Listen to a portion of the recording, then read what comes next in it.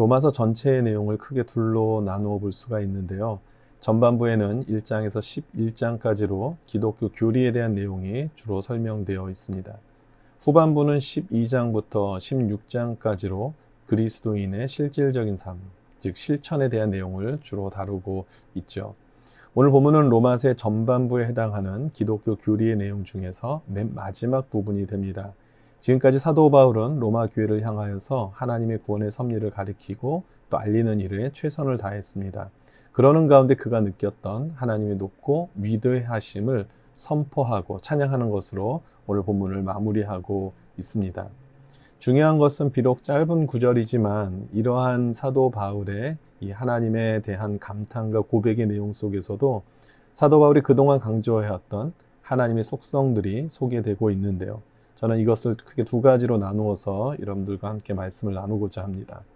첫 번째는 하나님의 계획은 깊고 넓다라는 사실이고 또 그 일하심 속에서는 실수가 전혀 없으신 분이라는 것을 사도 바울은 고백하고 있습니다.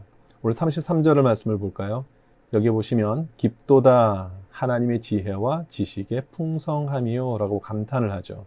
그리고 이어지는 그래서 그의 판단은 헤아리지 못할 것이며 그의 길은 찾지 못할 것이로다. 누가 주의 마음을 알았느냐? 누가 그의 모사가 되었느냐? 무슨 말입니까? 인간의 제한된 지식과 능력으로는 도저히 그 무한하신 하나님의 지혜와 섭리를 깨달을 수 없다라는 사실입니다.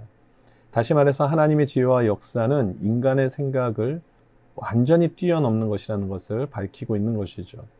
어제 본문과 오늘 26절 이하의 내용에서도 사도 바울이 강조한 것이 무엇입니까? 하나님께서 친히 택하시고 세우신 이스라엘 민족이 영적인 타락에 빠지게 된 것이 일반적인 사고에서 보면은 하나님의 실수이고 실패처럼 보이게 되겠지만 사실은 이 모든 상황들을 통해서 하나님께서는 그가 세운 계획과 뜻을 이루어 가고 계셨다라는 것입니다. 그것이 무엇입니까? 바로 이방인들의 구원을 이루는 것이죠. 그렇다고 타락한 이스라엘 백성들을 그러면 영원히 포기하시느냐? 그것도 아닙니다. 이미 약속하신 메시아를 통해서 마침내 이스라엘을 구원하시겠다라는 것이죠. 그리고 이것이 바로 25절에 말씀하는 것과 같이 하나님의 신비다라고 이렇게 말씀하고 있는 것입니다. 이러한 신비로운 하나님의 통치를 통해 세상에 지혜 있는 자들이 교만하지 못하게 만드셨다라는 것까지도 오늘 우리에게 알려주고 계십니다. 생각해보면 저 자신의 삶 속에서도 벌어지는 많은 일들을 겪으면서 얼마나 하나님의 역사를 평가하고 판단하고 있었는지 깨닫게 됩니다. 어떤 경우는 이것은 하나님이 실수하신 거고 또 이것은 하나님이 잘못 판단하신 거고 이렇게 하나님이 하시는 일들에 대해서 제 감정이 서운해하고 또 불평하고 원망하는 시간들이 참 많았던 것을 고백하게 됩니다. 그런데 상황이 지나고 나서 보면 어느 한순간도 하나님의 섭리가 크고 놀라운지를 깨닫게 되면서 회개하는 시간이 참 많았던 것으로 제가 기억하며 또 주님 앞에 영광 올리게 되었습니다. 여러분들은 어떠십니까? 우리 모든 성도님들의 삶 속에서도 이와 비슷한 상황들이 있지 않으십니까?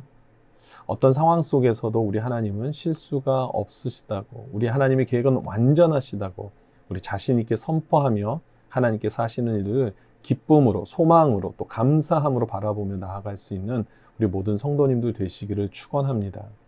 본문 29절에서 하나님의 은사와 부르심에는 후회하심이 없느니라 라고 말씀하고 있죠.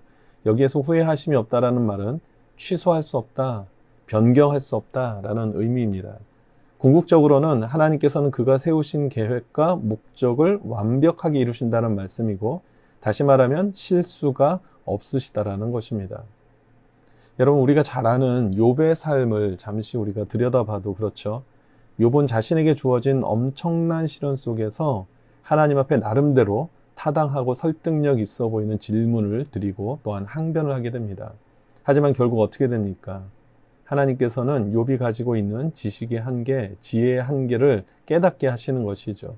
그렇게 함으로써 욥은 모든 일의 주관자 되시는 하나님을 인정하지 않고는 버틸 수가 없게 되었습니다. 회개하고 주님 앞에 나아가게 된 것이죠. 이사야서 55장 8절과 9절에서도 이런 말씀을 주셨습니다. 이는 내 생각이 너희의 생각과 다르며 내 길은 너희의 길과 다름이니라. 이는 하늘이 땅보다 높음 같이 내 길은 너희의 길보다 높으며 내 생각은 너희의 생각보다 높음이니라. 아멘. 그렇습니다. 하나님께서 하시는 일들은 우리가 감히 측량할 수가 없는 그 단계의 생각과 지혜를 가지고 계신다는 사실을 우리가 인정해야 합니다. 그리고 이어서 말씀하시죠. 11절을 보니까 내 입에서 나가는 말도 이와 같이 헛되이 내게로 돌아오지 아니하고 나의 기뻐하는 뜻을 이루며 내가 보낸 일에 형통함이니라. 무슨 말입니까? 이것은 하나님의 기쁘신 뜻과 계획 안에서 이루어지는 모든 것들이 우리는 다 알 수 없지만 반드시 하나님께서 그 일들을 이루신다라는 것입니다. 따라서 12절의 말씀처럼 우리는 하나님을 신뢰하며 기쁨으로 나아가야 한다라는 것이죠. 두 번째는 구원은 하나님의 전적인 은혜라는 사실입니다. 오늘 본문 35절을 보니까 누가 주께 먼저 드려서 갚으심을 받겠느냐라고 고백하고 있죠. 이 표현을 우리가 매우 주의 깊게 볼 필요가 있는데요. 다른 말로 하면 누가 주께 먼저 드려서 그 보상을 받을 수 있겠느냐라는 것인데 결국은 그럴 수 없다라는 것이죠. 그런데 이 보상의 의미가 무엇이겠습니까? 작게는 우리 일상에서 누릴 수 있는 어떤 실질적인 복에 해당이 되는 것일 것이고 더 나아가서는 우리 인생의 가장 최고의 복인 구원에 이르는 것을 포함하는 것이겠죠. 당시 유대인들의 구원관 안에는 선선행, 후구원이라는 개념이 너무나 강력했습니다.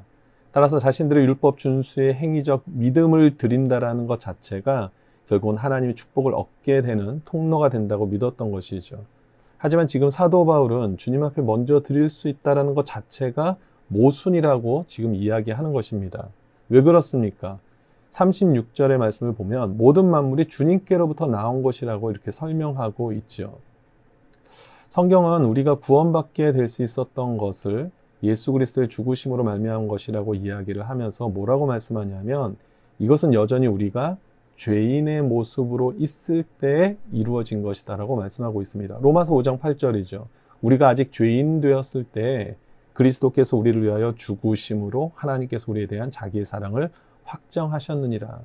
우리가 모든 것들을 회개하고 나왔을 때 그리스도께서 우리를 죽으셨다는 것이 아니고 여전히 우리가 아직 죄인 되었을 때 하나님께서는 우리를 위하여 이미 대속 제물이 되셨다라는 것입니다. 이것을 통해서 이미 하나님의 사랑을 확정하셨다라고 말씀하고 있습니다.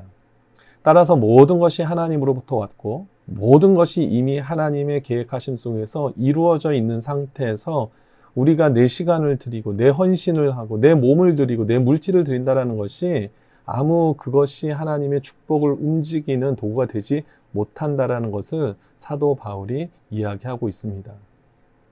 여러분의 건강도 여러분의 지혜도 재능도 재물도 모든 것이 다 이미 하나님께로부터 온 것입니다. 여러분들의 어떤 특별한 일들을 통해서 하나님이 보상으로 주신 것이 아니라 이미 하나님께서 먼저 우리에게 이 모든 것들을 주셨고 따라서 우리가 주님께 드리는 것은 그것을 통해서 축복을 누리기 위함이 아니라 주님께로 돌아가야 할 것을 마땅히 드리는 것뿐이라는 사실을 사도 바울은 우리에게 알려주고 있습니다. 이것을 가리켜서 우리는 청지기 정신이라고도 합니다.